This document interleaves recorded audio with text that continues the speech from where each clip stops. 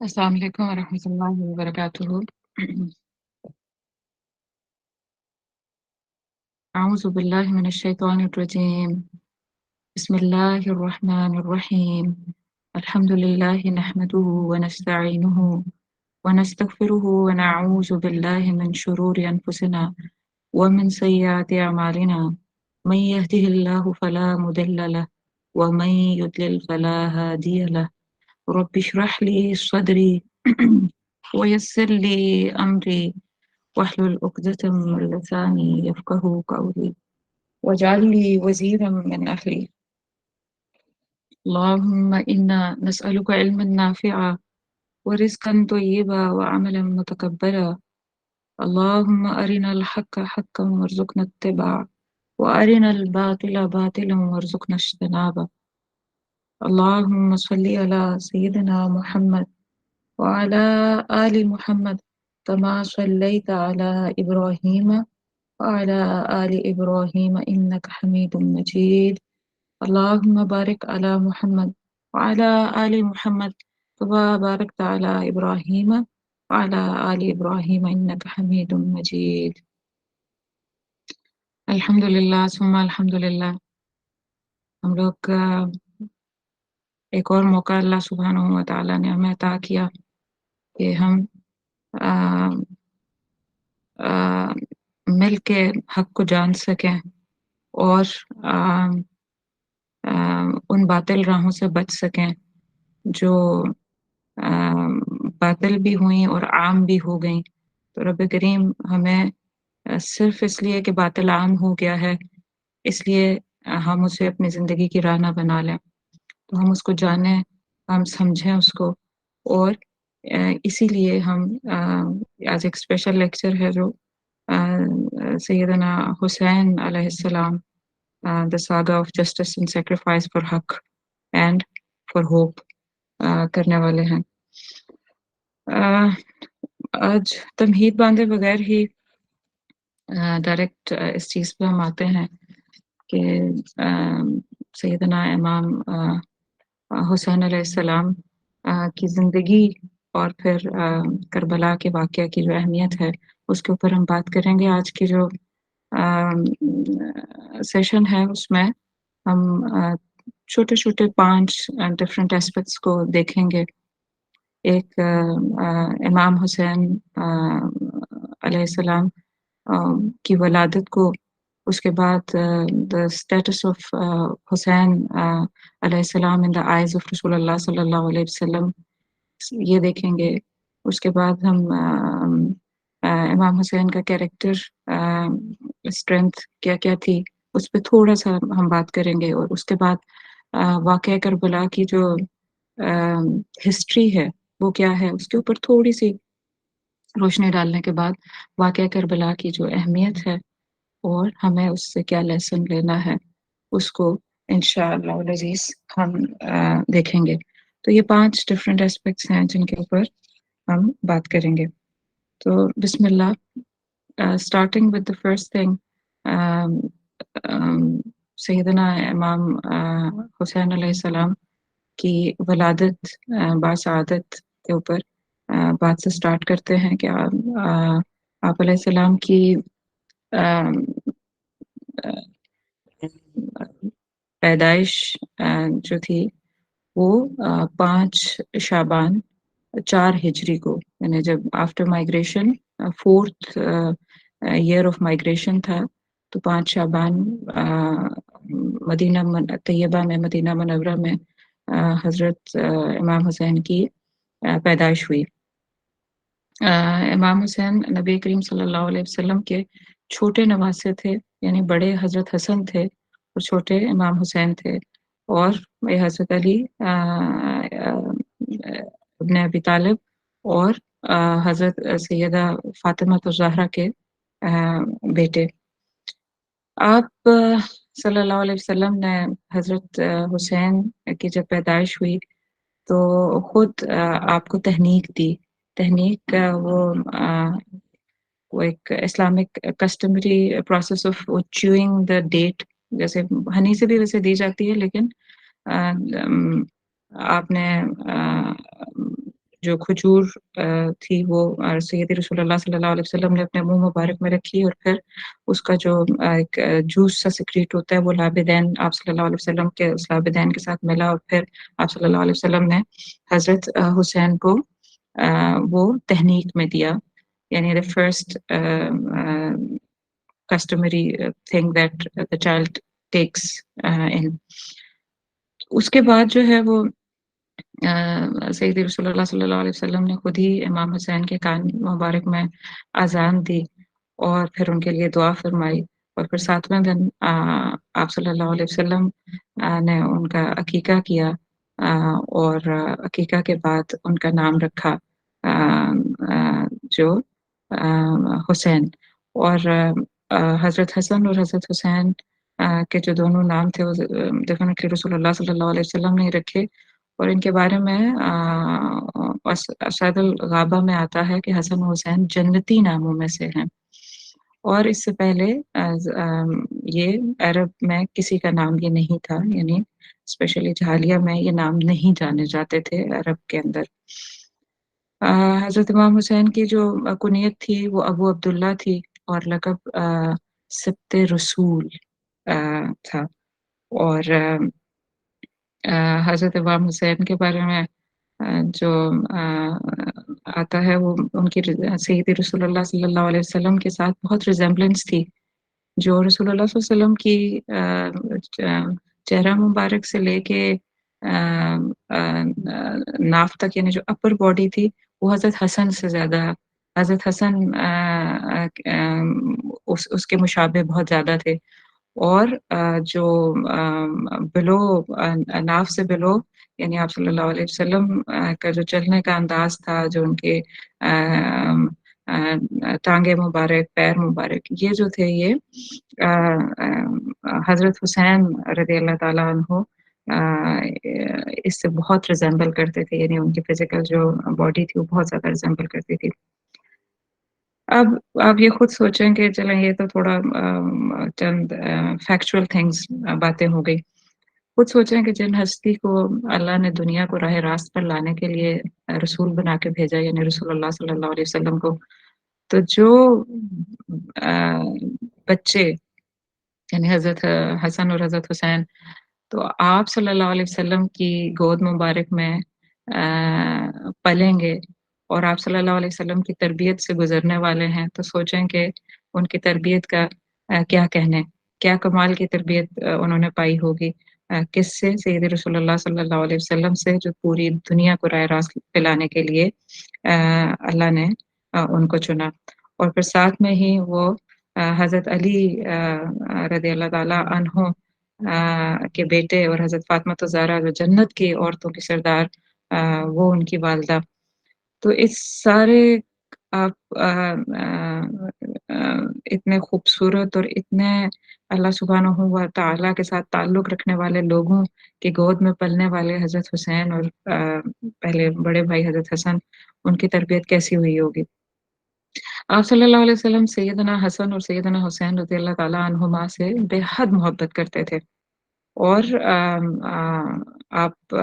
दोनों नवासों को सीने मुबारक पर बिठाते, काँधों पर चढ़ाते और मुसलमानों को ताकीद करते थे कि इनसे मोहब्बत करो। ये जब सेकंड पार्ट हम देख रहे थे कि जो स्टेटस ऑफ हुसैन रज़ियल्लाहु ताला in the eyes of Mohammad सल्लल्लाहु अलैहि वसल्लम यानी रसूलुल्लाह सल्लल्लाहु अलैहि वसल्लम की नज़र में हज़रत हुसैन का क्या मकाम था। तो आप ये सोचिए कि एक हदीस में आता है रसूलुल्लाह सल्लल्लाहु अलैहि वसल्लम ने इरशाद फरमाया कि अहब्बल्लाहु मन अहब्ब हुसैनन कि अहब्बल्लाहु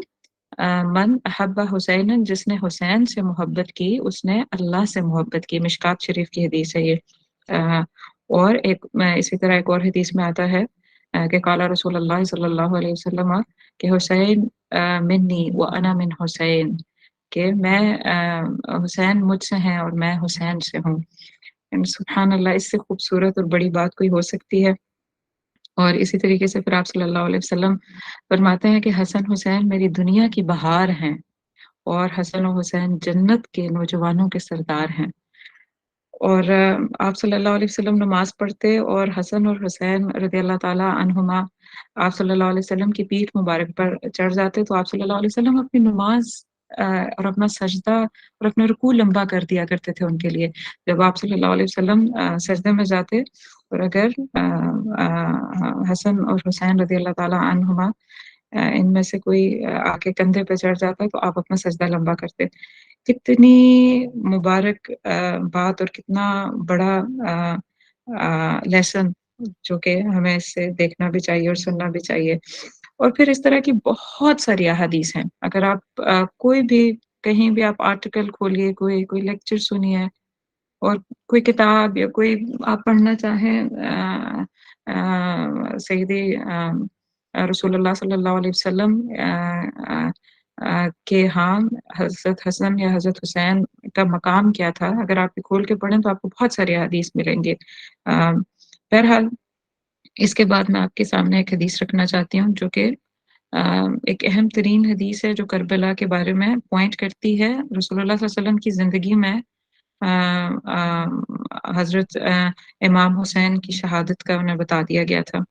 तो उस हदीस को मैं ये भी बहुत ज़्यादा चेंज से ये हदीस तिबरानी में आई है, अहमद में आई है, बहकी में आई है और ये हसन के दर्जे पे आती है यानी क्लोज़ टू सही हदीस है ये। और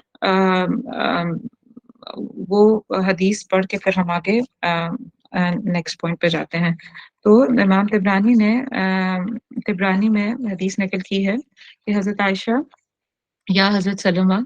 ये इसी तरीके से मतलब कोट हुई हुई है वहाँ पे कि हज़रत आयशा या हज़रत सलमा से मरवी है कि इन दोनों में से किसी एक को फरमाया, किसने? यानी रसूलुल्लाह सल्लल्लाहु अलैहि वसल्लम ने,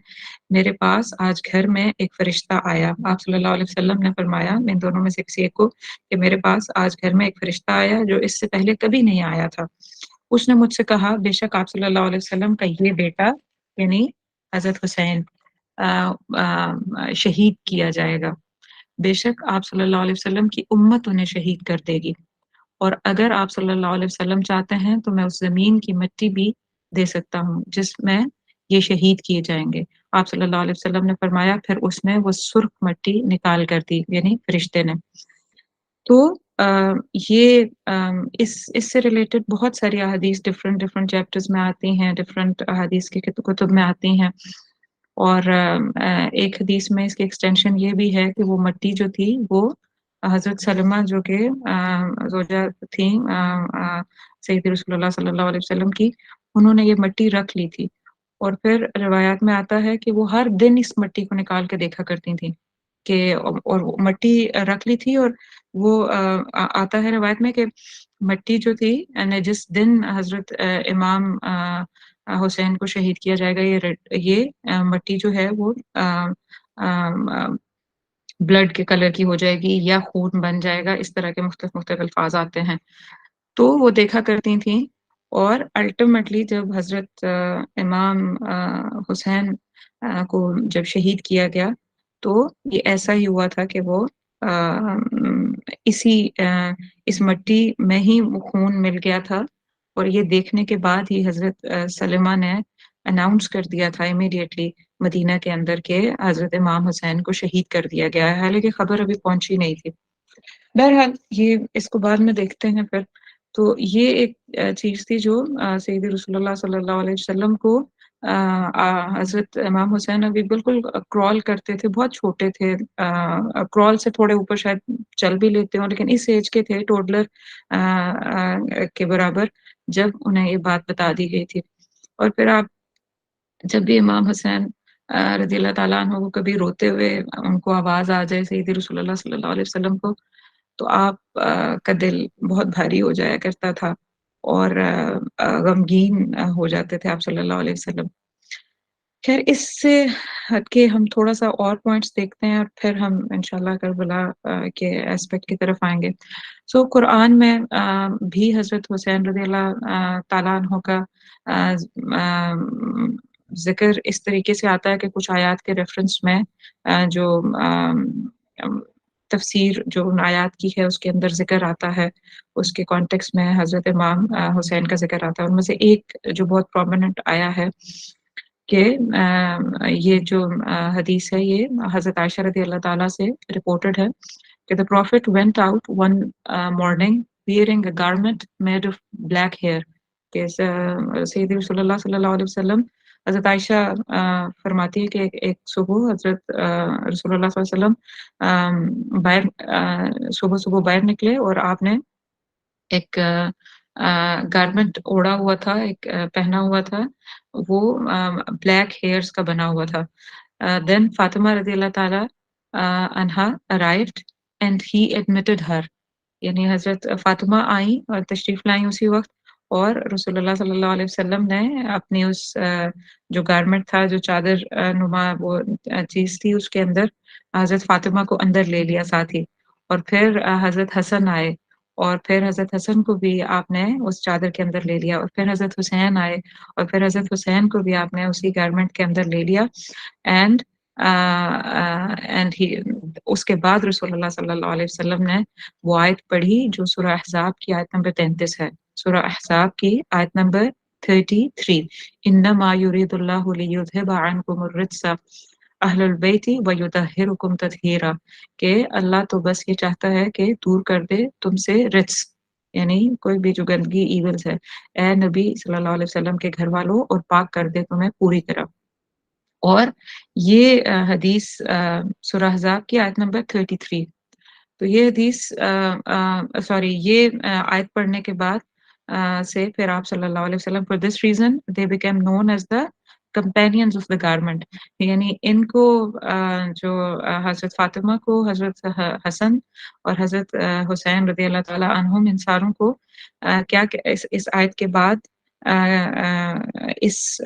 वाक़या के बाद और जब आप सल्लल्लाहु अलैहि वसल्लम ने ये आयत पढ़ी, तो उसके बाद क्या कहना शुरू हो गए कि the companions of the garment यानी ये तीनों ऐसे हैं जो रसूलुल्लाह सल्लल्लाहु अलैहि वसल्लम के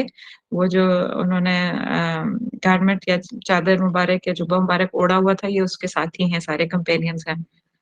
तो इस तरीके से यानी और फिर आयत मुबायला जो है, अब मैं अभी उसकी डिटेल में नहीं जाऊँगी क्योंकि बहुत सारी चीज़ें हैं जो बतानी हैं, तो फिर थोड़ा टाइम लग जाएगा। उसके अंदर भी इसमें पूरी फैमिली का ज़िक्र आता है, यानी हज़रत फ़ातिमा, हज़रत अली, हज़रत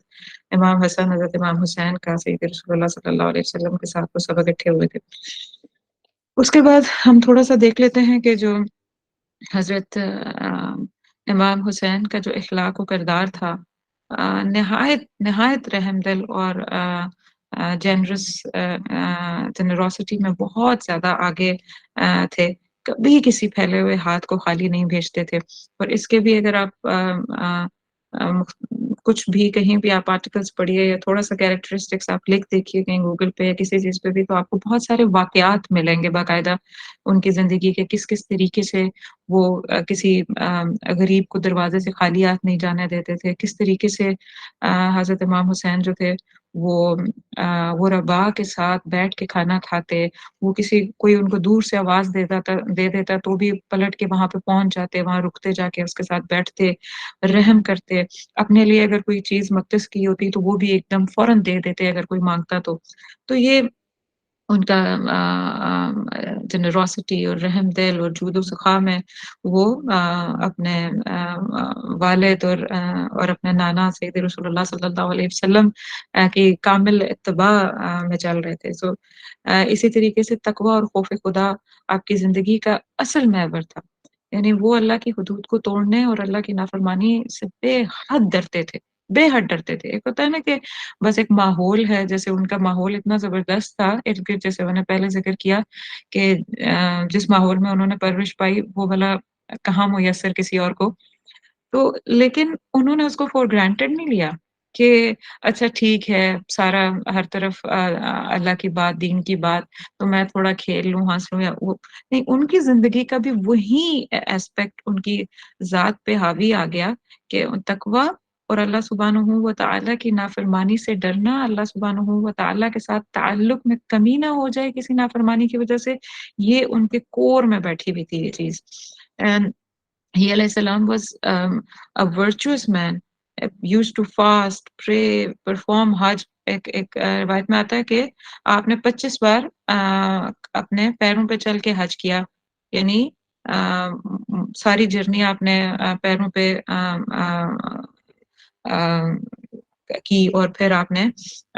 हज किया और इसी तरीके से मतलब वो इंतहाई चैरिटेबल भी थे, जो कि मैंने ऊपर ज़िक्र किया। اور ساتھ میں اللہ پہ توکل اور تقوی کی جو دعائیں ان کی آتی ہیں وہ بھی بہت زیادہ ہیں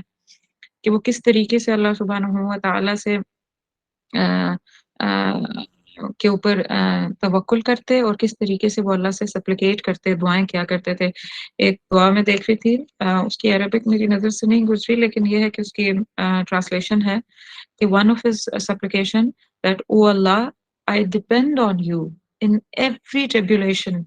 and I place my hope in you in every difficulty" کہ یا اللہ میں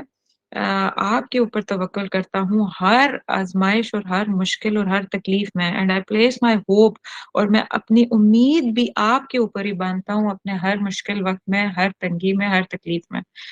تو اتنا ان کا وہ ایسے جیسے ان کی کمیونیکیشن اللہ سے ون ٹو ون اتنی اسٹرانگ تھی اتنی توکل پہ مبنی تھی کہ اللہ سبحانہ و تعالیٰ کے ساتھ جو ان کا تعلق تھا وہ بہت گہرا بہت ڈیپ بہت ہی یعنی ہر چیز وہ اللہ کی طرف پلٹا دینے والے تھے which surah I mentioned surah Ahzab I mentioned earlier اس کے بعد آپ صلی اللہ علیہ وسلم کی سوری آپ علیہ السلام کی جو بہادری تھی اور آپ علیہ السلام کی جو جس کے لیے وہ بہت زیادہ مشہور تھے کہ his courage his bravery his chivalry جس کے لیے وہ بہت زیادہ ان کا جو ویلینٹ سولجر والا اسپیکٹ تھا brave hearted and bold fighter وہ جو تھے یہ بہت اہم ترین چیزیں تھیں لیکن بہرحال یہ آگے جا کے تھوڑا سا اور اس کو ڈسکس کرتے ہیں اب فردر آگے جانے سے پہلے میں ایک ڈفرنٹ اسپیکٹ آپ کے سامنے رکھنا چاہتی ہوں کہ ہم نے ان کے کیریکٹر کے بارے میں بھی بات کر لی اب میں بات کرنا چاہتی ہوں کہ واقعہ کربلا کی جو ہسٹری ہے اب کیونکہ یہ بہت بہت ہی ایک لمبا چیپٹر ہے مجھے اناؤنس کرنے کے بعد خیال ہوا کہ میں اس کو 2-3 ایپیسوڈز میں کر لوں اگر اس کو مجھے بہت اچھے طریقے سے کرانا ہے لیکن پھر میں نے سوچا کہ چلیں انشاءاللہ زندگی میں موقع ملتا ہے تو اس کو ایپیسوڈز پہ کر لیں گے تو جو بیچ بیچ میں سے ہائی لائٹس ہیں نا میں کوشش کرتی ہوں کہ وہ میں آپ کو دیتی ہوں اب آپ یہ دیکھیے کہ جو ہسٹری آف کربلا ہے اس کو ایگزیکٹ بیان کرنے سے پہلے ہسٹری آف کربلا کو بیان کرنے سے پہلے آپ کو یہ ہسٹری جاننا ضروری ہے جو کہ ہم پڑھ ہی رہے ہیں اپنے ریولیشن آرڈر کے اندر کہ آپ کو پتا ہے کہ رسول اللہ صلی اللہ علیہ وسلم نے جب اللہ سبحانہ و تعالیٰ کا رب ہونا ڈکلیئر کیا کہ رب تو بس وہی ہے اقرأ بسم ربک الذی خلق جس نے تخلیق کیا ہے تو جس نے تخلیق کیا ہے اسی کا لینڈ ہے اسی کے ہم ہیں تو لا بھی اسی کا ہے لیجسلیشن بھی اسی ہے ہی is the real source of legislation and none other تو نن ادر میں پھر آٹومیٹیکلی جس سوسائٹی کے اندر رسول اللہ صلی اللہ علیہ وسلم نے یہ پیغام آ کے سب سے پہلے دیا اس سوسائٹی کے اندر تو بہت سارے ارباب تھے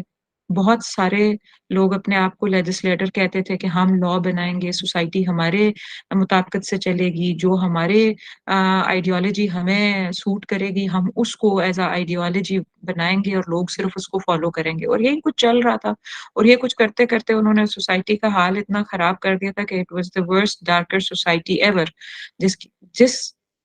کی وجہ سے پھر اللہ سبحانہ و تعالیٰ نے اپنی وہ سنت پوری کی کہ وہ ایسی سوسائٹی میں پھر انبیاء علیہ الصلوۃ والسلام کو بھیجا کرتے تو پھر رسول اللہ صلی اللہ علیہ وسلم کو بھیجا اور پھر یہ ایک پورا میسج چلا اب ہوا کیا کہ یہ رسول اللہ صلی اللہ علیہ وسلم نے جب یہ میسج دیا تو ہمیں پہلے ہی پتہ ہے ہمیں ریولیشن آرڈر کی جو پہلی سورہ ہے سورہ علق اسی میں نے آپ کو بتا دیا تھا کہ جس کیریکٹر کا ذکر کیا گیا وہاں پہ وہ ابو جہل تھا ابو جہل جو فرسٹ 5 آیات کے بعد کی جو آیات ہیں وہ ابو جہل رسول اللہ صلی اللہ علیہ وسلم کو کتنی مشکل دکھا رہا تھا وہ دین کی بات کرنے نہیں دے رہا تھا وہ کسی جگہ پہ بھی آپ صلی اللہ علیہ وسلم کے میسج کو آگے پنپنے نہیں دیتا تھا روکتا تھا تو ابو جہل ہو گیا پھر نیکسٹ ہم نے سورہ پڑھی سورہ مدثر میں سورہ پھر قلم میں ولید بن مغیرہ کا ذکر آیا تو یہ وہ لوگ تھے جو رسول اللہ صلی اللہ علیہ وسلم کو مسلسل کیا کر رہے تھے؟ اپوز کر رہے تھے. اور میں نے تھوڑا-سا ہسٹوریکلی آپ کو یہ بھی بتایا تھا کہ ایک چیز کو آپ کو یہاں جاننا پڑے گا اور اگر آپ یہ نہیں جانیں گے تو آپ کو سمجھ نہیں آئے گی. میں نے سیرہ میں یہ ڈیٹیل سے ویسے پڑھایا ہے جو سیرہ کی کلاسز ہیں. اسی ایک چیپٹر میں نے کھولا تھا اس بات کو پورا. لیکن آپ کو میں سرسری سا بتا دیتی ہوں کہ رسول اللہ صلی اللہ علیہ وسلم کو بنو ہاشم کہا جاتا ہے نا. تو بنو ہاشم یعنی محمد صلی اللہ علیہ وسلم کے فادر عبداللہ تھے. عبداللہ کے جو فادر تھے یعنی دادا رسول اللہ صلی اللہ علیہ وسلم کے وہ عبد المطلب تھے اور عبد المطلب کے جو والد تھے نا وہ ہاشم تھے. ٹھیک ہے. اور جو ہاشم کے والد تھے وہ عبد المناف تھے. اب یہ آپ کو یہ 5 چینز آپ کو لڑی یاد رکھنی پڑے گی. اگر آپ یہ یاد نہیں کریں گے نا تو آپ کو یہ ہسٹری سمجھ نہیں لگے گی. یعنی ہسٹوریکلی کربلا کی ریزن آپ کو یہاں پہ جا کے ملے گی. اور یہ ایک چیز آپ لکھ لیں رکھ لیں کیونکہ یہ چیز بعد میں یزید کہتا بھی ہے. یزید کے بارے میں کتابوں میں یہ بات لکھی ہوئی آتی ہے کہ وہ کہتا ہے کہ کربلا جو ہے وہ میرا بدلہ ہے جنگ بدر کا. کربلا میرا بدلہ ہے جنگ بدر کا. یہ یزید نے کہا تھا جو حضرت معاویہ کا بیٹا تھا. بہرحال تو وہ کون ہے؟ یہ کون why he said this thing کہ یزید جس نے جس ظالم نے سیدنا امام حسین اور ان کے ساتھ ان کے تمام آل اولاد کو اور ساتھیوں کو شہید کر دیا. آخر اس نے یہ بات کیوں کہی کہ میں یہ بدلہ لے رہا ہوں کربلا کا سوری بدر کا؟ تو وہ اس کی اس بات کو جاننے کے لیے پھر آپ کو یہاں پہ آنا پڑے گا جو میں نے آپ کو یہ 5 پشت بتائی ہے کہ محمد صلی اللہ علیہ وسلم کے والد عبداللہ اور عبداللہ حضرت عبداللہ کے والد حضرت عبد المطلب اور حضرت عبد المطلب کے والد ہاشم تھے اور ہاشم کے جو والد تھے وہ عبد المناف تھے. عبد المناف کے نا 4 بیٹے تھے. عبد المناف کے 4 بیٹے تھے. کوئکلی سب بتاؤں گی لیکن you have to understand this fact کہ عبد المناف کے 4 بیٹے تھے. تو ایک میں نے بتایا ہاشم ہو گئے, ایک مطلب ہو گئے. ٹھیک ہے. یہ 2 اگٹھے تھے. یہ اگٹھے رہتے تھے. ہوتا ہے نا بھائیوں میں ذرا کچھ لوگوں کا آپس میں تعلق گہرا ہو جاتا ہے. تو مطلب اور ہاشم جو تھے وہ کیا تھے؟ یہ دیور کلوز بڈیز مطلب اچھے تعلق تھا ان کا. اچھا آپس میں محبت تھی. اگٹھے رہتے تھے. اور دوسری طرف 2 دوسرے بھائی تھے اب شمس اور اب نوفل. یہ 2 جو تھے یہ الگ ان کا ایک گروپ تھا یا یہ اگٹھے تھے. اور اس کے ان کے درمیان ان 2 یعنی ایک ہی باپ کے 4 بیٹے اور 2 ایک طرف 2 ایک طرف. تو ان کا نا آپس میں یہ ہو گیا کہ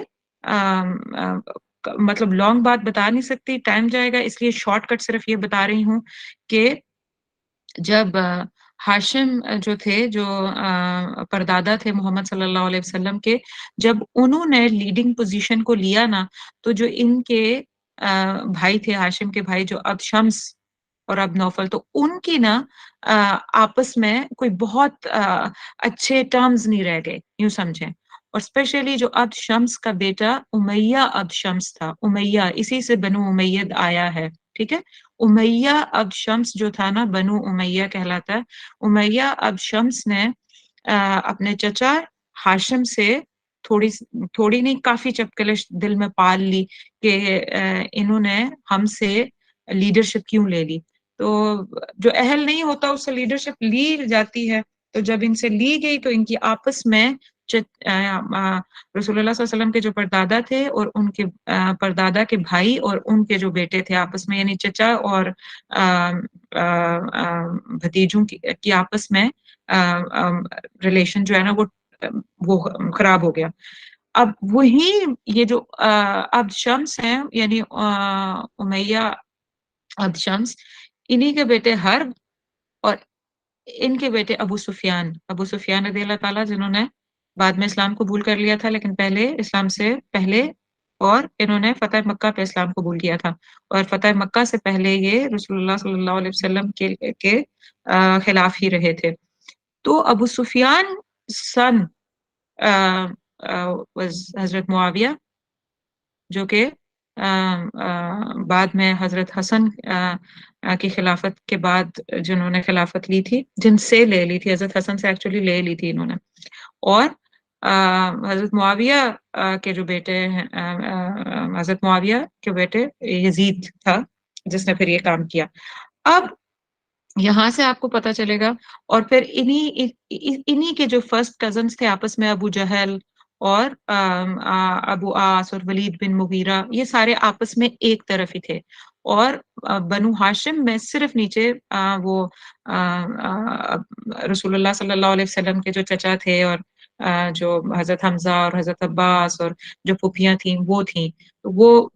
تو ہم جانتے ہیں ان کو، لیکن یہ چین اب آپ کو یاد رکھنا ہے، اور اسی چین سے یعنی رسول اللہ صلی اللہ علیہ وسلم اور جو ابو سفیان، لائک دیور سیم فیملی، اور پھر معاویہ سیم فیملی، آگے یزید جا کے سیم فیملی، لیکن ان کو یہ تکلیف، یہ درد کہ رسول اللہ صلی اللہ علیہ وسلم کے پاس، اور پھر میں نے آپ کو یاد ہوگا کہ سورہ الگ میں ہی میں نے آپ کو یہ بات بتا دی تھی کلیئرٹی سے، کہ ابو جہل کو یہ بات بہت تکلیف دیتی تھی کہ ہمارا کلین، یعنی یہ کلینز تو مختلف ہو گئے نا، ہاشمیٹس ایک کلین ہو گیا، اور وہ جو اب شمس حرب سے جو چلا وہ ابو سفیان پہ آ گیا، تو ابو ابو جہل بھی بنو امیہ عبد امیہ کے بیٹوں میں سے ایک بیٹا تھا، تو ابو جہل کو جا کے نا یہ بڑی تکلیف تھی کہ یہ ابو آس کا بیٹا تھا ابو جہل، اور ابو آس جو تھا وہ امیہ اب شمس کا بیٹا تھا، تو یہ میں آپ کو پکچر انشاءاللہ بھیج دوں گی تاکہ آپ کو تھوڑا سا کلیئر بھی ہو۔ اب ابو جہل کو بھی یہ بڑی تکلیف تھی کہ رسول اللہ صلی اللہ علیہ وسلم تو اور ہم لوگ تقریباً ایک جیسے ہیں، ہماری جو وہ ہے کبھی ہم لوگ سپیریئر ہو جاتے ہیں، کبھی یہ سپیریئر ہو جاتے ہیں، لیکن نبوت نہ ماننے کی سب سے بڑی وجہ یہ تھی، نبوت نہ ماننے کی سب سے بڑی وجہ ابو جہل کی، ولید بن مغیرہ کی یہ تھی کہ وہ رسول اللہ صلی اللہ علیہ وسلم کو یہ سوچتے تھے کہ اگر ہم نے مان لیا تو ہمارا جو کلین ہے وہ تو ہم چھوٹے ہو جائیں گے، ہم نبی کہاں سے، ہمارے اندر تو کوئی نبی نہیں آئے گا، تو اگر ہم نے رسول اللہ صلی اللہ علیہ وسلم کی نبوت کو مان لیا تو وہ ہمیں کیا کریں گے، ہم ہمیشہ کے لیے ہمارا کلین چھوٹا رہ جائے گا، اور ان کا بنو ہاشمیٹس جو ہیں یا بنو ہاشم جو ہیں وہ اپنے آپ کو اعلیٰ و رفع مقام تک لے جائیں گے اور ان کا مقام بلند ہو جائے گا۔ تو یہ ان کو ایک عناد تھا جو سورہ قلم میں بھی میں نے آپ کو ولید بن مغیرہ کے اینگل سے ڈیٹیل سے پڑھایا تھا۔ ناؤ ہیونگ سیڈ دس، یہ ایک کور پوائنٹ ہے جو آپ کو ذہن میں رکھنا پڑے گا، جس کا آپ کو کتابوں میں پھر ملے گا کہ یزید نے ریفر کیا، جو میں نے آپ کو بات ابھی بتائی پہلے، کہ یزید کہتا تھا کہ جنگ بدر میں کیونکہ ابو جہل اور ولید بن مغیرہ اور یہ لوگ مارے گئے تھے، تو اس نے پھر یہ کہا کہ میرے کلین کے لوگوں کو بدر میں مارا گیا تھا، تو اس کا بدلہ میں نے کربلا میں لیا، کن سے؟ بنو ہاشم سے۔ تو یہ ایک پرانی لمبی اور بہت بیک گراؤنڈ میں چلی ہوئی سٹوری ہے، جس کو آپ ذہن میں رکھے بغیر آپ کو اینڈ نہیں سمجھ آ سکتا، تو یہ ایک بات کو ذہن میں رکھ لیں۔ اس کے بعد ہم بیچ میں اب سیدی رسول اللہ صلی اللہ علیہ وسلم کا ٹائم، ان کی سٹرگل، وہ تو ہم پڑھ ہی رہے ہیں، ہمیں پتہ بھی ہے، اور مدینہ میں آ کے الحمدللہ رسول اللہ صلی اللہ علیہ وسلم نے پوری اسٹیٹ کو قائم کر دیا، اور پھر آہستہ آہستہ جب سیدی رسول اللہ صلی اللہ علیہ وسلم دنیا سے تشریف لے گئے، تو اس کے بعد حضرت ابو بکر، اور پھر حضرت ابو بکر کے بعد حضرت عمر رضی اللہ تعالیٰ کے بعد حضرت عثمان۔ اچھا، ان چار، یہ جو پہلے چار خلیفہ تھے، ان کے بارے میں صرف ایک نقطہ بتانا چاہتی ہوں کہ جو ہسٹورینز بھی لکھتے ہیں، اسکالرز آف ہسٹری بھی لکھتے ہیں کہ جو ان چار خلفاء میں سے، خلفائے راشدین جنہیں کہا جاتا ہے، چار خلافتوں میں سے جو پہلے دو خلیفہ تھے، یہ خلافت محفوظہ کہلاتی ہے۔ خلافت محفوظہ، محفوظہ کا مطلب یہ ہوتا ہے کہ وہ محفوظ تھی، یعنی رائے حق کے اوپر تھے، اور محفوظ بھی چلے، اور بہت بہتر طریقے سے چیزیں اس میں اسٹیبلش ہوئیں، پھیلیں، اور حضرت، آپ کو پتہ ہے حضرت ابوبکر کے بعد حضرت عمر کے دور میں دنیا، آدھی سے زیادہ دنیا، حضرت اس وقت کی ایگزسٹنٹ جو دنیا تھی وہ الحمدللہ اسلام کے اندر آ گئی، اور بہت بہترین طریقے سے ہر چیز چل رہی تھی۔ اور جو بعد والے 2 خلیفہ ہیں ان کے بارے میں لکھتے ہیں کہ وہ خلافت آ آ لفظ میرے ذہن سے اتر گیا مف جس خلافت کو وہ تھا تو وہ راہ حق کے اوپر، لیکن اس کے اندر ٹیسٹ اور ٹربولیشنز بہت زیادہ آ گئی تھیں۔ وہ ٹیسٹ نہیں آپ فالو کریے مجھے میں کیا کہہ رہی ہوں۔ پہلی 4 خلافت تو خلافت ہی تھی نا، اس میں ملوکیت نہیں تھی۔ پہلی 2 جو تھیں وہ محفوظہ تھیں، یعنی مراد یہ کہ وہ محفوظ تھیں، وہ خلافت رسول اللہ صلی اللہ علیہ وسلم کی نبوت کے پیٹرن پہ خلافت کو چلا رہے تھے، کہ اللہ کو رب مان کے، اللہ کی مان کے چلنا ہے، اس بات کو لے کے چلا رہے تھے۔ لیکن جو دوسری 2 خلافتیں ہیں، وہ کیا ہیں؟ وہ الحمدللہ وہ بھی اپنی پوری کوشش کر رہے تھے سمجھ نہیں آ رہا اپنے ہاں، انگلش میں لکھ کے بھیجیے۔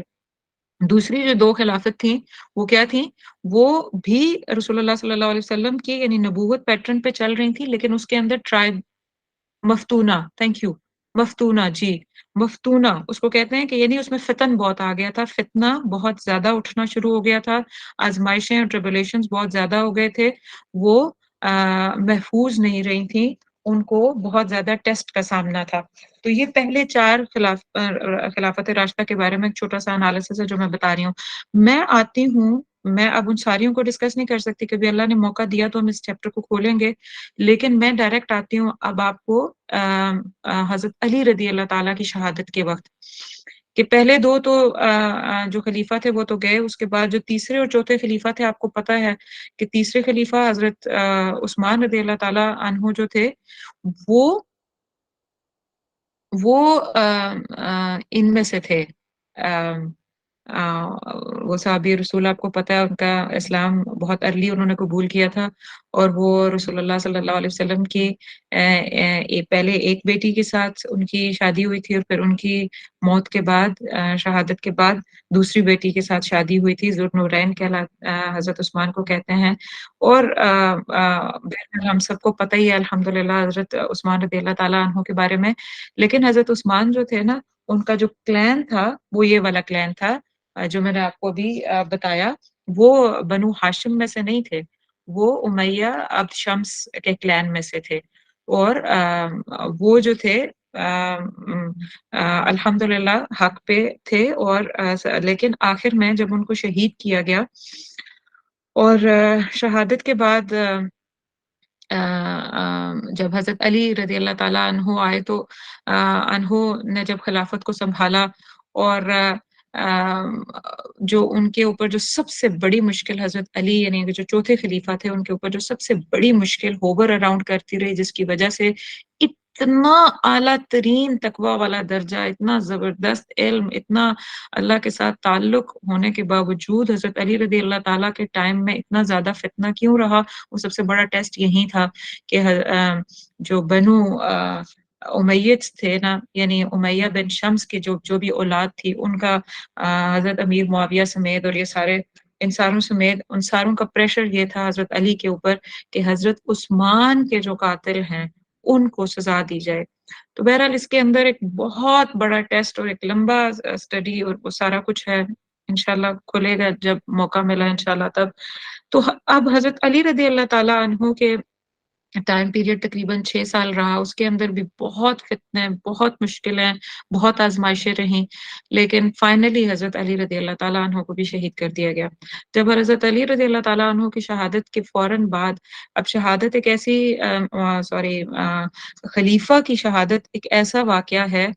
کہ جب رسول اللہ صلی اللہ علیہ وسلم کو بھی جب آپ صلی اللہ علیہ وسلم کا وصال ہوا آپ نے تو آپ کو دفن کرنے سے پہلے اگلے خلیفہ کی بات ہونا شروع ہو گئی تھی اگلے خلیفہ کی بات ہونا شروع ہو گئی تھی تو یہ ایک بہت اہم پوائنٹ ہے کہ خلیفہ کی اپوائنٹمنٹ ویٹ نہیں کر سکتی ایک امت مسلمہ پوری کی پوری کین ناٹ ویٹ سو علی رضی اللہ تعالیٰ عنہ کی شہادت کے فوراً بعد امیڈیٹلی یعنی کہ اسی ٹائم جیسے ہی ان کی شہادت ہوئی اس کے فوراً بعد جو نیکسٹ قیادت کو نیکسٹ خلافت کو کے لیے اپوائنٹ کرنا تھا خلیفہ کو، تو لوگوں کی جو نظریں ہیں وہ حضرت حسن رضی اللہ تعالیٰ عنہ پہ، جو کہ حضرت علی رضی اللہ تعالیٰ عنہ کے بڑے بیٹے تھے، امام حسین رضی اللہ تعالیٰ کے بڑے بھائی حضرت حسن، ان کے اوپر ٹک گئیں۔ بہت سارے صحابہ نے امیڈیٹ ان کے ہاتھ پہ بیعت کر لی، اور دیکھا دیکھی پھر بہت زیادہ لوگوں نے تقریباً آتا ہے مختلف کتابوں کی کہ 40,000 people pledged the allegiance of حضرت حسن رضی اللہ تعالیٰ عنہ within no time، بہت یعنی کم ٹائم کے اندر 40,000 لوگوں نے بیعت کر لی حضرت حسن کے ہاتھ پہ، اور کیوں نہ کرتے، وہ سچے تھے، وہ بہادر تھے، وہ متقی تھے، وہ اس کی طلب نہیں رکھتے تھے خلافت کی، اور آسن ترین اخلاق میں مبنی تھے، اور وہ رسول اللہ صلی اللہ علیہ وسلم کے ہاتھوں میں جنہوں نے پرورش پائی، اور حضرت علی اور حضرت فاطمہ کی گود جنہیں نصیب ہوئی، وہ کوئی معمولی وہ نہیں شخص تو تھے نہیں۔ تو ہی جب لوگوں نے ان کو مطلب الیکٹ کر لیا، کہا کہ ہم آپ کو ہی خلیفہ چنیں گے، اور ہاتھ پہ بیعت بھی کر لی، تو حضرت امام حسن نے تقریباً 6 سے 7 مہینے کے درمیان ٹائم آتا ہے، اتنا ٹائم پہ انہوں نے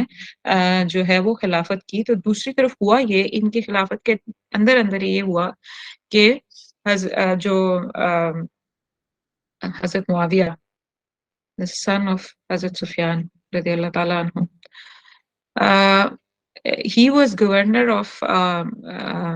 شام، سیریا۔ وہ گورنر شام کے گورنر تھے، اور شام کے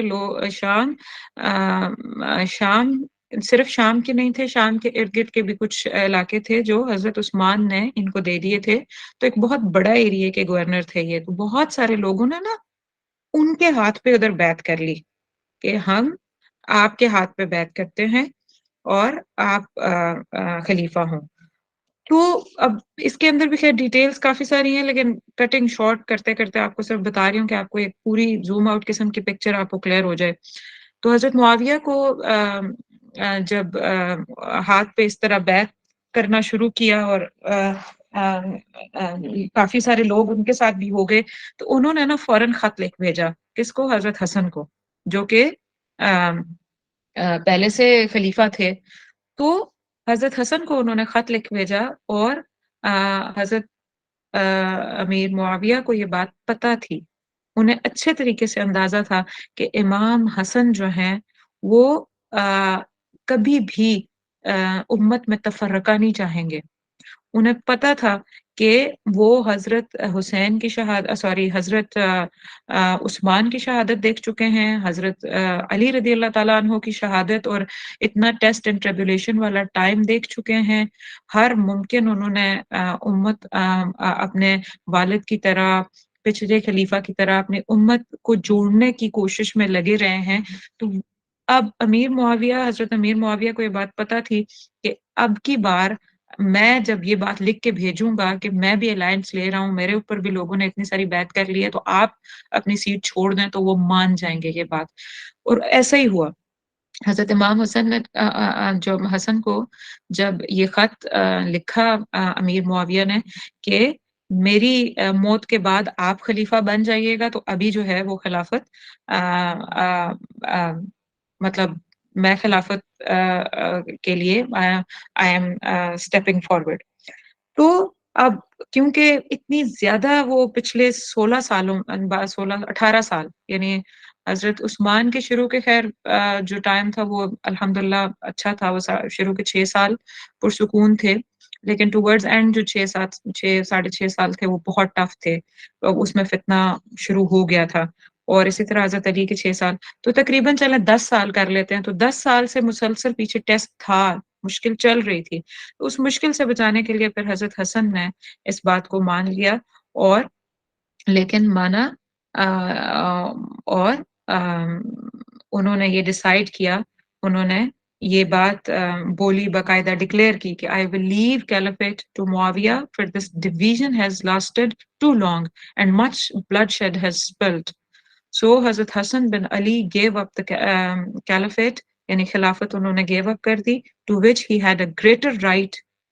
to Hazrat Muawiya in order to spare the blood of the Muslims.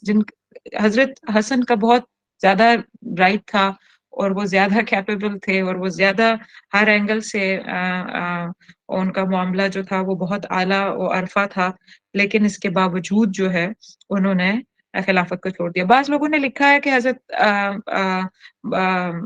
حسن جو تھے he was وہ ڈر گئے تھے یا ڈر کی وجہ سے, تو اس بات میں کوئی حقیقت نہیں ہے اس بات کا, یعنی اس میں کوئی سچائی نہیں ہے. بہرحال جب حضرت حسن کے بعد حضرت معاویہ اچھا, اب حدیث میں آپ کو پتہ ہے, یہ تو آپ نے حدیث میں پڑھا ہی ہوگا کہ تقریباً رسول اللہ صلی اللہ علیہ وسلم نے واضح طور پہ یہ بتا دیا تھا کہ 30 سال جو ہے, 30 سال جو خلافت رہے گی وہ 30 سال تک خلافت رہے گی, اس کے بعد ملوکیت یا بادشاہت آ جائے گی. تو 30 سال کا پیریڈ اگر آپ گن کے دیکھیں نا, تو حضرت حسن کے یہ 6 مہینے یا 6.5-7 مہینے کے قریب کا جو ٹائم ہے, ملا کے یہ ٹوٹل جو ٹائم پیریڈ ہے نا خلافت کا, حضرت ابو بکر سے لے کے 5ویں خلافت یعنی حضرت حسن تک, یہ 30 سال ہی تقریباً بنتے ہیں. تو یہ جو تھی یہ خلافت تھی, اور اس کے بعد آپ صلی اللہ علیہ وسلم نے یہ بات بتا دی تھی کہ اس کے بعد جو ہے وہ ملوکیت ہوگی یا بادشاہت ہوگی. تو اب تھوڑا سا ہم اس بات کو دیکھتے ہیں کہ حضرت حسن کے بعد حضرت معاویہ نے جی حضرت حسن کے بعد حضرت امیر معاویہ نے خلفائے راشدین کے سے ہٹ کے یا برعکس خلافت کو وراثت بنا دیا. اب اگر آپ ایرا پڑھیے نا, ٹائم ایرا پڑھیں آپ, بہت ساری کتابوں میں بہت وضاحت اور آبجیکٹیوٹی کے ساتھ یہ ٹائم لکھا گیا جو حضرت امیر معاویہ کا ٹائم تھا, اور انہوں نے اس کو کس کس طریقے سے کیا کیا چینجز آئیں ان کے ٹائم میں. تو وہ پھر آپ کو بڑا کلیئرٹی سے پتہ چل جاتا ہے کہ رسول اللہ صلی اللہ علیہ وسلم اور خلافت راشدہ, یعنی جو خلیفہ, یہ 5 خلیفہ گزرے, انہوں نے تو نبوت کی نہج پہ رب کو رب مان کے چلے, اور رب کی ہی بات کو زمین پہ نافذ کرنے کی کوشش میں لگے رہے, اور اسی نہج پہ چلتے رہے. لیکن اس کے بعد ملوکیت کیا ہوئی کہ پھر وہ واپس جو پیٹرن اسلام کے آنے سے پہلے عرب میں چل رہا تھا نا, کہ اپنی مرضی والا, وہ ملوکیت میں آ گیا. اور اس کے میں چند پوائنٹس آپ کو یہاں پہ بتاتی ہوں تاکہ تھوڑی سی اور کلیئرٹی ہمیں ہو جائے, اور پھر ہم اینڈ کو زیادہ بہتر طریقے سے جان سکیں. اب آپ یہ دیکھیے کہ جو خلافت ہے نا, وہ رسول اللہ صلی اللہ علیہ, ایک چیز آپ کو جو میں بار بار 2-3 دفعہ میں یہ جملہ بول چکی ہوں کہ خلافت نبوی نظام کو آگے لے جانے کا نام ہے. نبوی نظام کو, یعنی رسول اللہ صلی اللہ علیہ وسلم کو جو شریعت و نظام دیا گیا, قرآن اور اللہ کی طرف سے جو نظام سسٹم دین اسلام دیا گیا, اس کو آگے لے کے چلنے کا نام خلافت ہے. لیکن لیکن سے پہلے اس خلافت میں جو اہم چیزیں ہیں کافی ساری ہیں, ہم آہستہ آہستہ پڑھ بھی رہے ہیں, پڑھتے بھی جائیں گے ریولیوشن آرڈر کے تھرو, لیکن اس میں جو سب سے اہم ترین چیزوں میں ہے نا, وہ آپ کو یہ ذہن میں رکھنا ہوگا کہ اس بابرکت نظام کی پہلی خصوصیات میں سے یہ ہے کہ حکمران لوگوں کی آزاد مرضی سے چنا جاتا ہے. یعنی اگر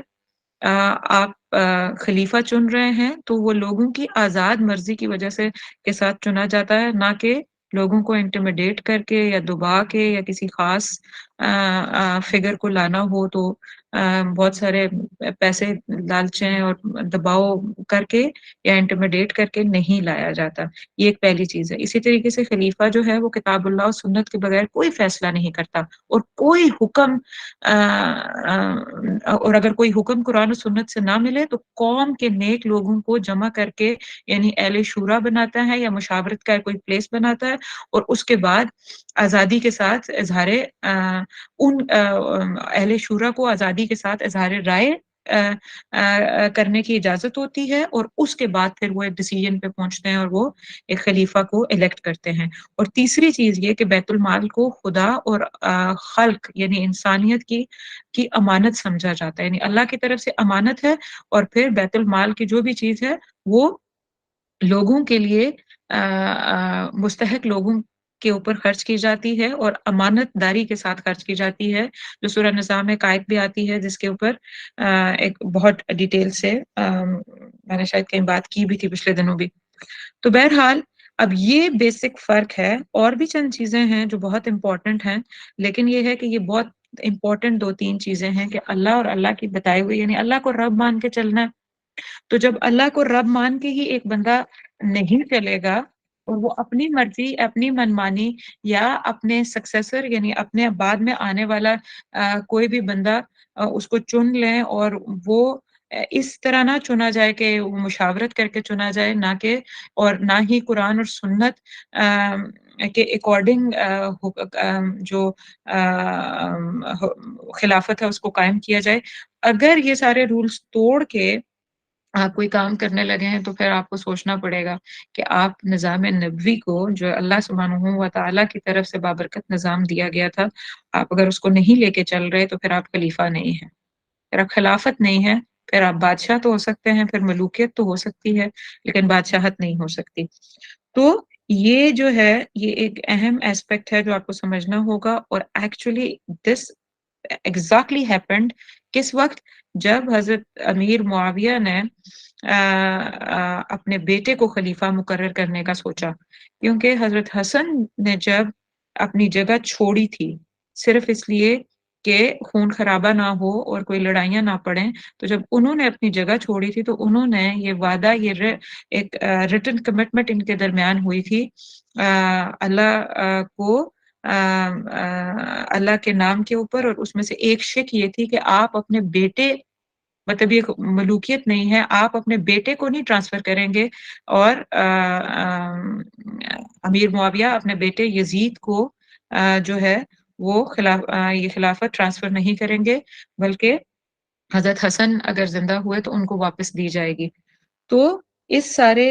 केस में और इस सारे और भी चंद शिकें रखी गईं, तो आहिस्ता-आहिस्ता वो सारी शिकें टूटना शुरू हो गईं, स्पेशली उस वक़्त टूटी जब मुआविया हज़रत अमीर मुआविया ने अपने बेटे को बैत के लिए नॉमिनेट किया।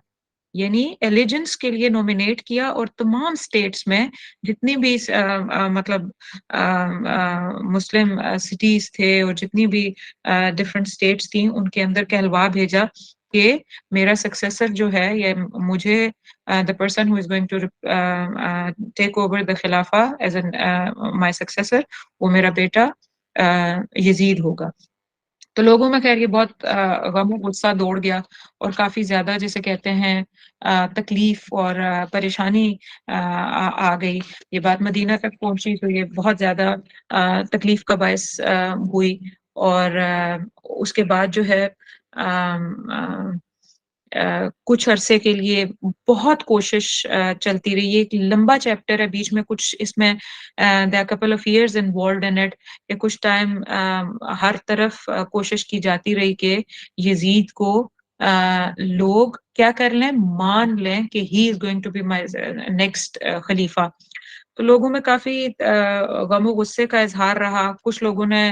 बीच में से माना भी, लेकिन मेजॉरिटी जो है, वो इस बात को जानती थी, जैसे इब्न कसीर लिखते हैं कि अगरचे यज़ीद यानी जो एक नेक्स्ट सक्सेसर बनने जा रहा था खिलाफत के लिए,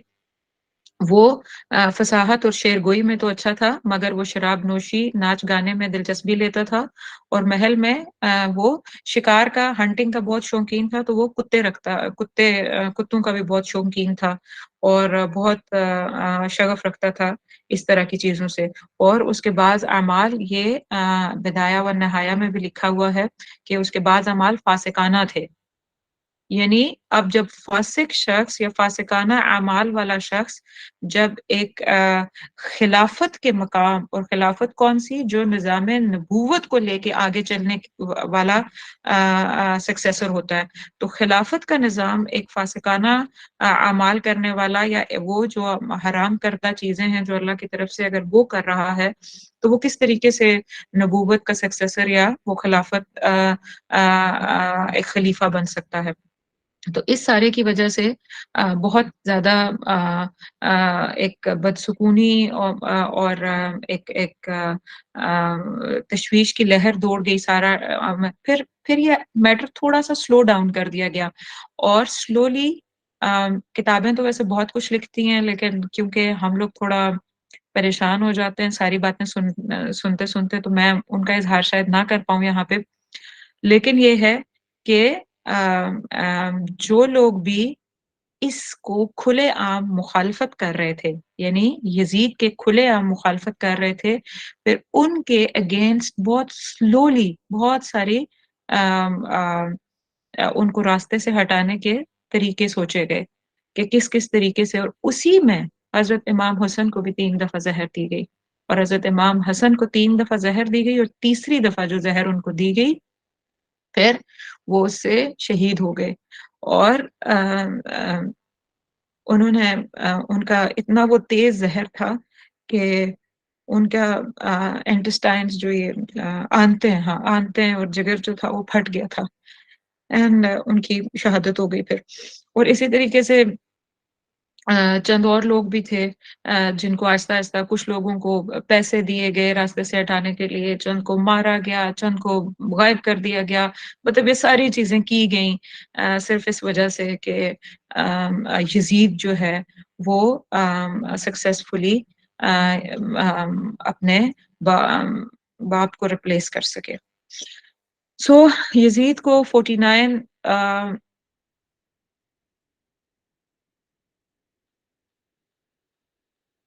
क्वेश्चन्स मैं एंड में लेती हूँ। यज़ीद को 49 हिजरी में बैत के लिए नॉमिनेट किया गया और हज़रत इमाम हसन रज़ी अल्लाह ताला की शहादत के बाद हज़रत इमाम हुसैन रज़ी अल्लाह ताला अब क्या थे वो एक किस्म का हिट लिस्ट पे थे कि जिनसे एलिजेंस और रिकॉग्निशन चाहिए थी यज़ीद को। और यज़ीद जो था वो उसे पता था क्योंकि हज़रत इमाम हुसैन कोई कॉमन शख्स तो नहीं थे ना, वो सबसे मतलब उम, सैयदी रसूलुल्लाह सल्लल्लाहु अलैहि वसल्लम की गोद में पलने वाले और उन जैसी उनके नक्शे कदम पे ज़िंदगी गुज़ारने वाले और हज़रत अली रज़ी अल्लाह ताला अन्हो के साथ हर थिक एंड थिन में खड़े होने वाले और बहुत सारी जंगों में हिस्सा लेने वाले और बेतहाशा रहमदिल और जेनरस और एहसान के दर्जे पे और करेजस ज़िंदगी गुज़ारने वाले शख्स थे ये। और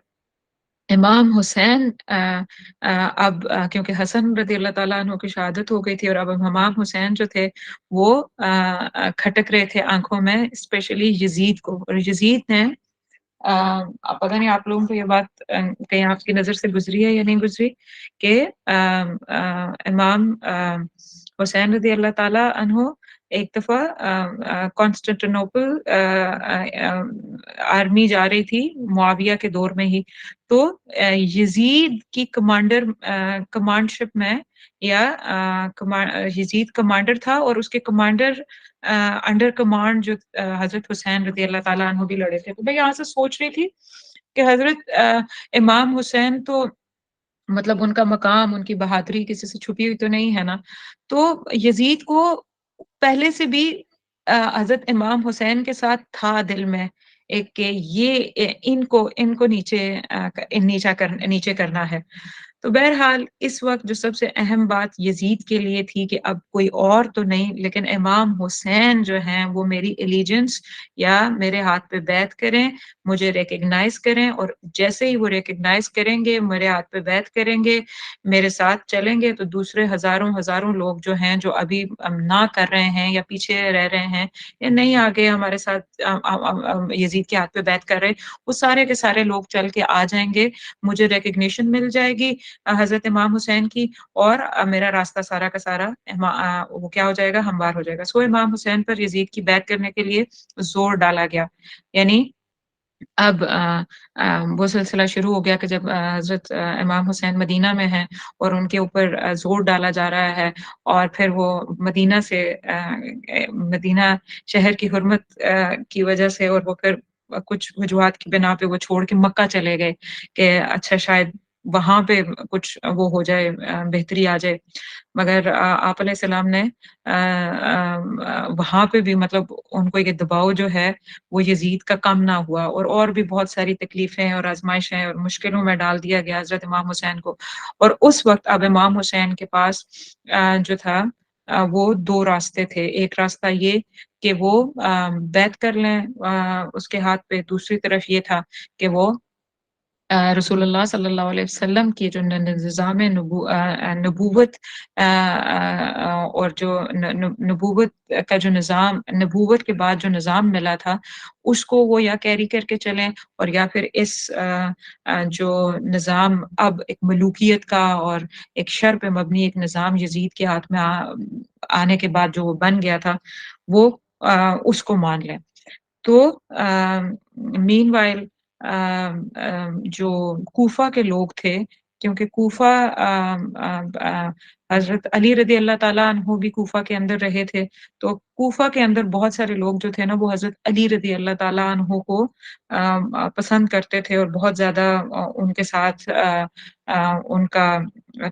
एक एक मोहब्बत थी। तो उस बिना पे कूफ़ा के लोगों ने हज़रत हुसैन रज़ी अल्लाह ताला अन्हु को ख़त लिख भेजे। सैकड़ों के हिसाब से ख़त आए हज़रत इमाम हुसैन जब मक्का में थे और इनके ऊपर दबाव डाला जा रहा था यज़ीद की तरफ से, तो सैकड़ों ख़त आए इमाम हुसैन के पास कि आप कूफ़ा आ जाएँ, और कूफ़ा में आके आप हम लोग आपके हाथ पे बैत करेंगे, और मुख्तलिफ़ किताबों में मुख्तलिफ़ तादाद लिखी हुई है। बाज़ में लिखा हुआ है 40,000 लोगों ने एलिजेंस यानी हज़रत इमाम हुसैन के हाथ पे बैत करने का वादा किया, और बाज़ में कुछ कम, बाज़ में कुछ ज़्यादा आती है। तो हज़रत हुसैन रज़ी अल्लाह ताला अन्हु ने अपने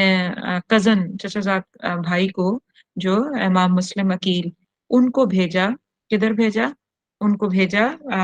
कूफ़ा भेज दिया, और उन्होंने ये चाहा कि वो चेक कर लें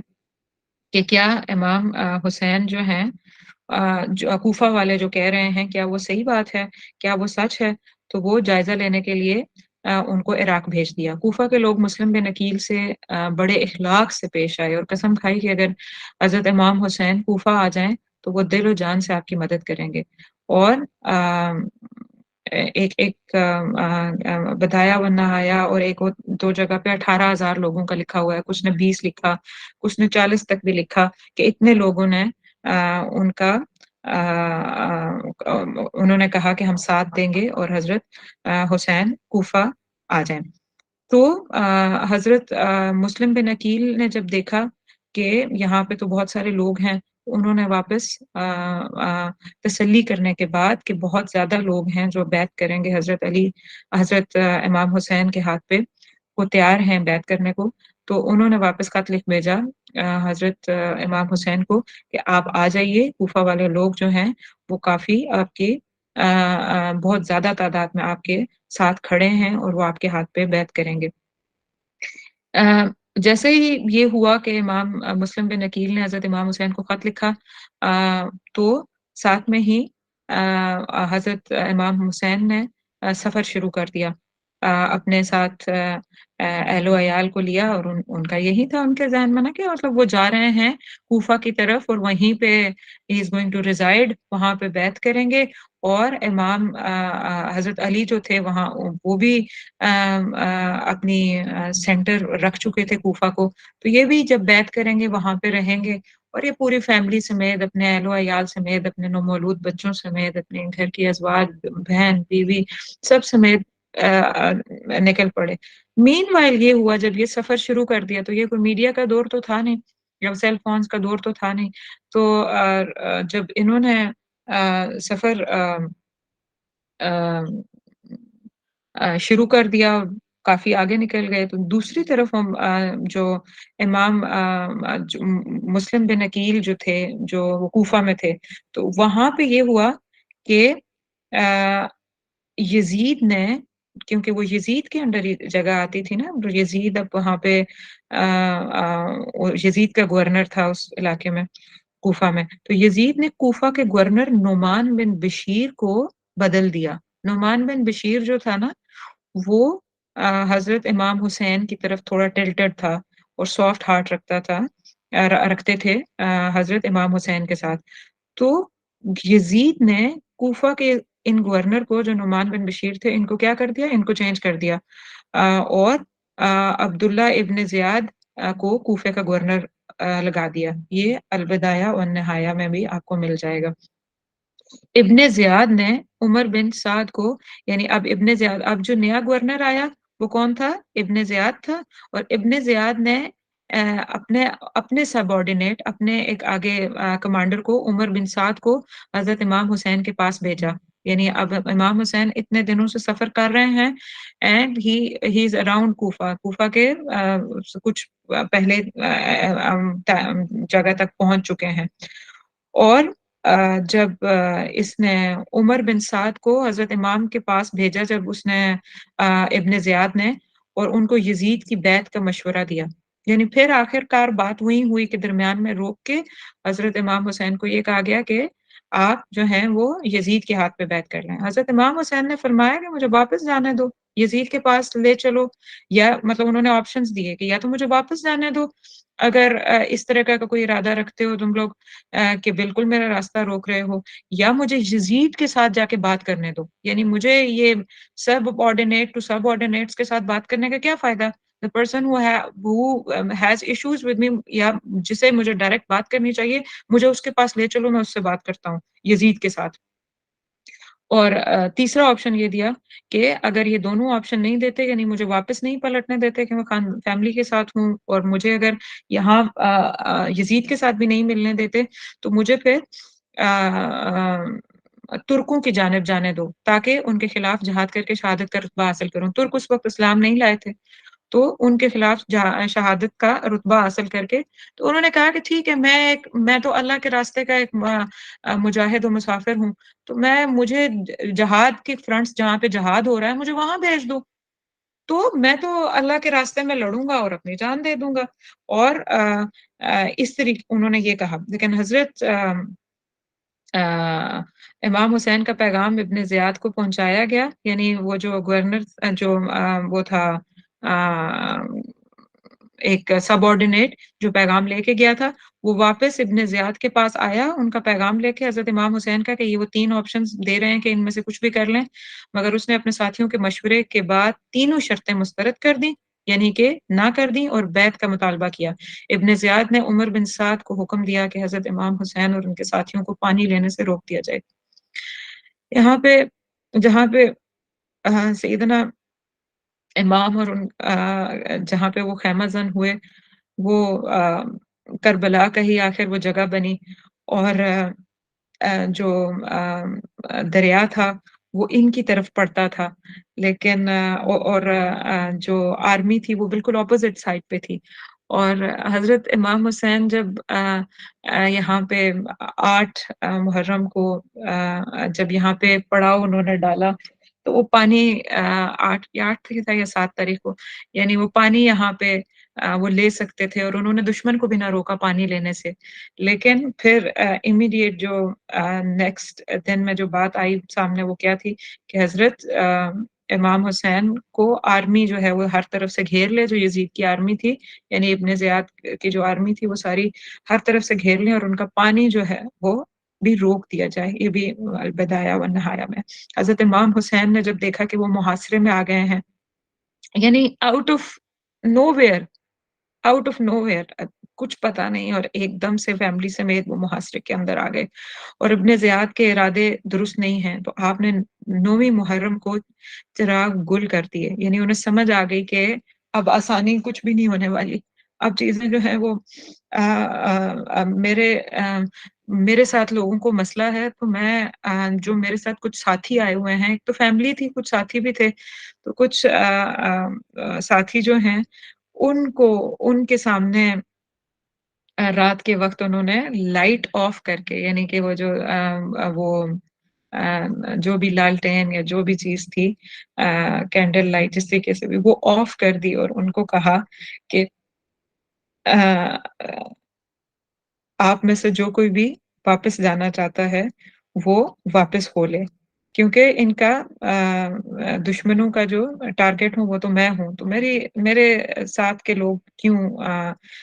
अपनी जान दें? और लाइट उन्होंने इसलिए वो जो ऑफ की ताकि कोई भी अगर कोई चला जाता है, तो वो नादिम ना हो। तो हज़रत इमाम हुसैन के साथ जितने भी लोग थे, ब 72 लोग थे। करबला के मैदान में किसी एक ने भी आपकी वो बातें सुनने के बावजूद ना जगह छोड़ी, ना कोई वापस पलटा। और 10वीं मुहर्रम आशूरा के रोज़ हज़रत इमाम हुसैन रज़ियल्लाहु ताला अपने घोड़े पर सवार हुए और कुरान हाथ में लेकर खुतबा इरशाद फरमाया, जिसमें उन्होंने बताया कि वो रसूलुल्लाह सल्लल्लाहु अलैहि वसल्लम के नवासे और अमीरुल मोमिनीन हज़रत अली के फरज़ंद हैं, यानी बेटे हैं। यज़ीदी फ़ौज पर इन बातों का कुछ असर ना हुआ और शमर ने काफ़िला हुसैन रज़ियल्लाहु ताला अन्हु पर हमला कर दिया। हज़रत इमाम हुसैन की रफ़क़ा यानी जो उनके साथी थे, वो बारी-बारी लड़ते हुए शहीद होते गए और आखिरकार हज़रत इमाम हुसैन रज़ियल्लाहु ताला को भी मुहर्रम के महीने 61 हिजरी यौम आशूरा जुमा के रोज़ शहीद कर दिया गया और उस वक़्त आपकी उम्र 54 54 इयर्स थी। कत्ल हुसैन असल में मर्ग यज़ीद है, इस्लाम ज़िंदा होता है हर करबला के बाद। मुआविया ने अ, अच्छा, अब आप ये देखिए कि इसमें बहुत सारी डिटेल्स थी। अब इसमें क्योंकि टाइम हमारे पास थोड़ा है, मैं क्विक सी 1-2 बातें बताने के बाद फिर मैं आखिरी पॉइंट पे आऊँगी कि जो शहादत का मकसद और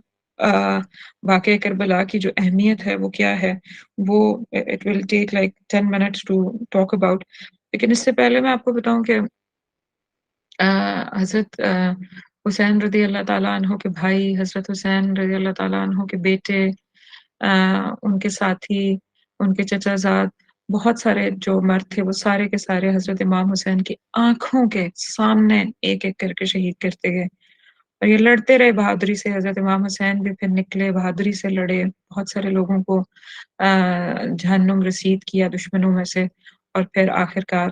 खुद भी शहीद हो गए। इनके एक बेटे हज़रत ज़ैनुल आबिदीन जो थे वो बहुत बीमार थे, उनको स्पेयर कर दिया गया। ये अल्लाह की तरफ से था सुब्हान अल्लाह व बिहम्दिही सुब्हानल्लाहिल अज़ीम। वो बचे और फिर हज़रत ज़ैनब जो थी हज़रत हुसैन रज़ी अल्लाह ताला अन्हु की बहन अ, हज़रत अली रज़ी अल्लाह ताला अन्हु की बेटी, वो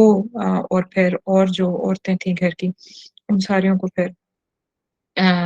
यहाँ से बहुत अ,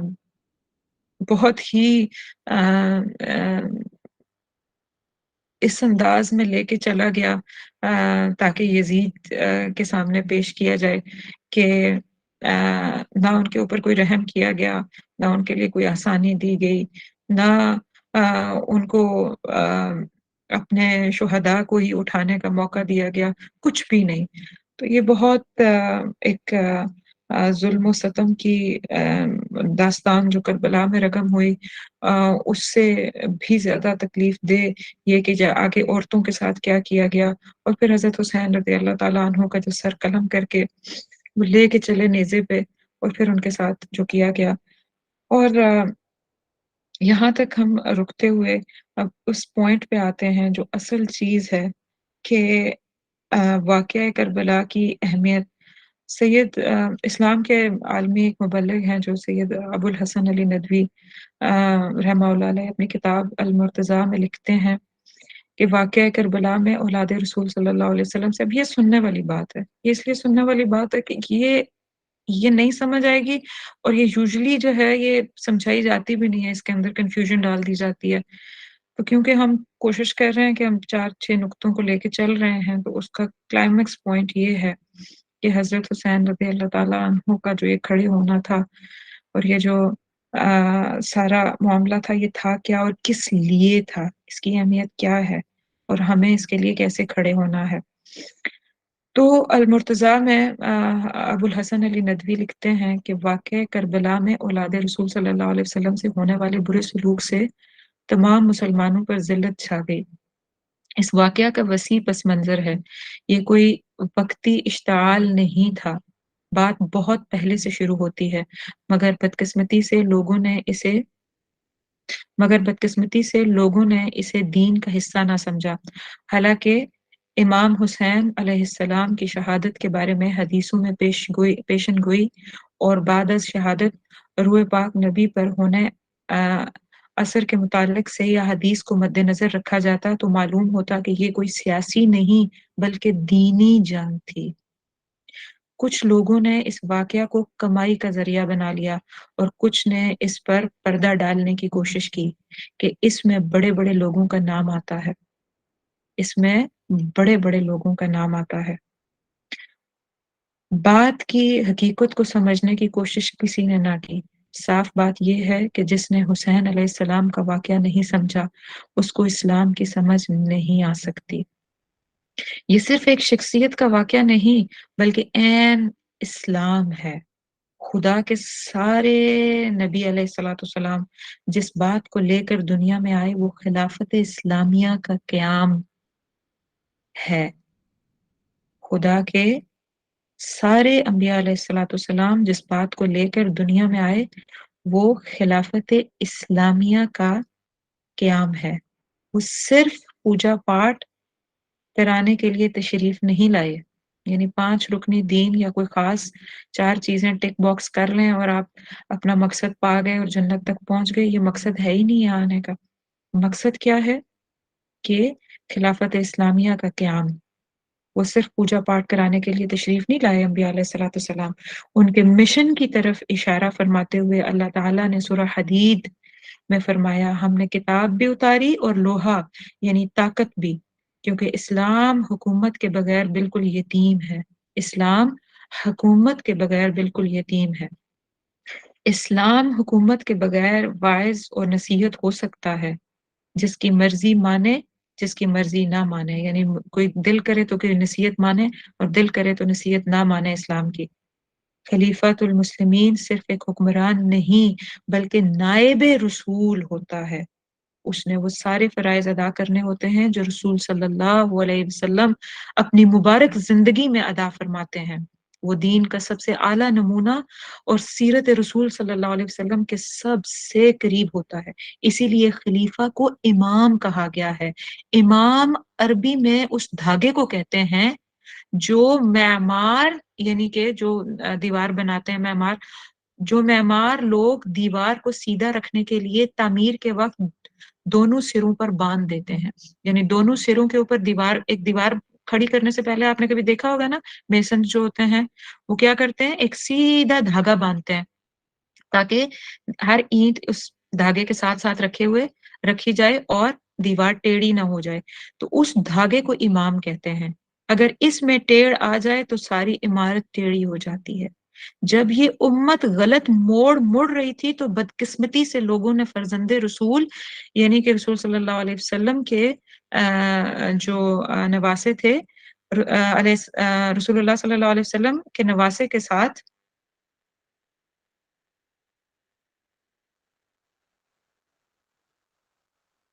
کیا کیا؟ اگر ساتھ دیتے تو خرابی وہیں ختم ہو جاتی۔ اس کا نتیجہ ہے کہ ہم پر ایک سے بڑھ کر ایک بدمعاش حکمران بنا۔ واقعہ کربلا ایک کہانی نہیں بلکہ ایک نظام شریعت کو سمجھنے کے لیے نظام شریعت کا قیام، غلبہ اسلام اور پوری دنیا میں دین کو قائم کرنے کے لیے جو مسلمانوں کا اصل فریضہ ہے، بہت ضروری سبق ہے۔ جب تک مشرق سے مغرب تک اسلام حکمران نہ بن جائے مسلمان کو آرام کرنے کی اجازت نہیں ہے۔ آپ ذرا یہ جملہ دوبارہ سنیے کہ واقعہ کربلا ایک کہانی نہیں بلکہ نظام شریعت کو سمجھنے کے لیے نظام شریعت کا قیام، غلبہ اسلام اور پوری دنیا میں دین کو قائم کرنے کے لیے جو مسلمانوں کا اصل فریضہ ہے، بہت ضروری سبق ہے۔ جب تک مشرق سے مغرب تک اسلام حکمران نہ بن جائے مسلمان کو آرام کرنے کی اجازت نہیں۔ حدیث میں ارشاد رسول صلی اللہ علیہ وسلم ہے کہ ساری زمین میرے لیے مسجد بنا دی گئی، یہ حدیث ہم سب کو پتا ہے، کون کہہ سکتا ہے یہ حدیث ہمیں نہیں پتا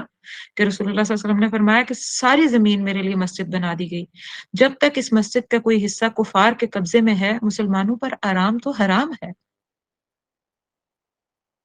زمانے کے اس نئے انقلاب سے پناہ کہ مومن کی مسجد زمین کفار کے قبضے میں ہے۔ دین صرف غلبے کا نام ہے، غلام کا کوئی دین نہیں ہوتا۔ اس لیے مسلمانوں کو قرآن مجید میں حکم دیا گیا جو کفار کے علاقہ میں رہتے تھے کہ یا تو وہاں سے ہجرت کریں یا وہاں اسلام کے غلبے کی کوشش کرو، ورنہ منافقوں میں شمار ہو جاؤ۔ اب یہ کوئی معمولی بات ہے؟ اور آخری بات and there on I'll finish کہ جب حکومت خدا کے قانون سے آزاد ہو جاتی ہے، جب حکومت خدا کے اللہ کے بتائے ہوئے قانون یعنی جو ہمارے ریولیشن آرڈر میں ہم کہتے ہیں کہ وہ جو رب کو رب مان کے نہ چلنے والی حکومت اگر آ جائے، جب حکومت اللہ کے قانون سے اللہ کے لیجسلیشن سے آزاد ہو جاتی ہے تو طاغوت بن جاتی ہے، اور جو اس کی فرما برداری کرتے ہیں وہ بت پرستی کرتے ہیں۔ بت پرستی کیسے؟ کہ انہوں نے رب کی ماننے کے بجائے کسی خاص بندے کے بنائے ہوئے قانون کو اپنے لیے تمام کر لیا، اپنا بت اور اپنا سجدہ گاہ بنا لیا۔ سیدنا حسین علیہ السلام نے اپنے خون سے لکھ دیا کہ اگر کلمہ کو بھی حکومت کرے، اگر کلمہ گو بھی حکومت کرے، اگر کلمہ گو بھی حکومت کرے مگر خدا کے قانون کے مطابق نہ کرے تو وہ بت ہے اور مشرک ہے۔ یہ وہ چیز ہے جو امام حسین علیہ السلام زندہ کر گئے کہ خلافت تو کلمہ گو کی تھی، خلافت یا ملوکیت جو تھی وہ کلمہ گو کے پاس آ گئی، کلمہ گو کے پاس تھی، لیکن مسئلہ کیا تھا کہ خدا کے قانون کے مطابق نہیں تھی، اللہ کو رب مان کے نہیں چل رہے تھے، نبوی نہج کے اوپر نہیں تھی، منہج چینج کر دیا، طریقہ چینج کر دیا، مرضی اور منمانی کرنا شروع کر دی، اس نہج پہ چلے گئے جس نہج پہ اسلام سے پہلے بہت سارے ارباب اپنی مرضی سے نظام کو چلا رہے تھے، اس نہج پہ چلے گئے۔ یہ تو سیکولرزم ہے کہ دین عبادت خانوں میں رہے اور حکومت کو اپنی مرضی کرنے دو، یعنی دین مسجدوں میں بند کر دو کہ مسجدیں بڑی سے بڑی بنا لیں، نمازیں لمبی سی لمبی پڑھ لیں، لیکن حکومت کو اپنی مرضی کرنے دیں، وہ اللہ کے قانون، وہ اللہ کے انصاف، وہ اللہ کے معاشی نظام، وہ اللہ کی حدود کا قیام نہ کرے تو پھر فائدہ کیا؟ یہ بہت بڑا فتنہ اور شرک ہے۔ قرآن مجید میں منافقین کا شرک یہی تھا، یہی تھا کہ جو سوری قرآن مجید میں منافقین کا شرک یہی تھا کہ وہ آ، آ، آ، اپنی منمانی کر رہے تھے۔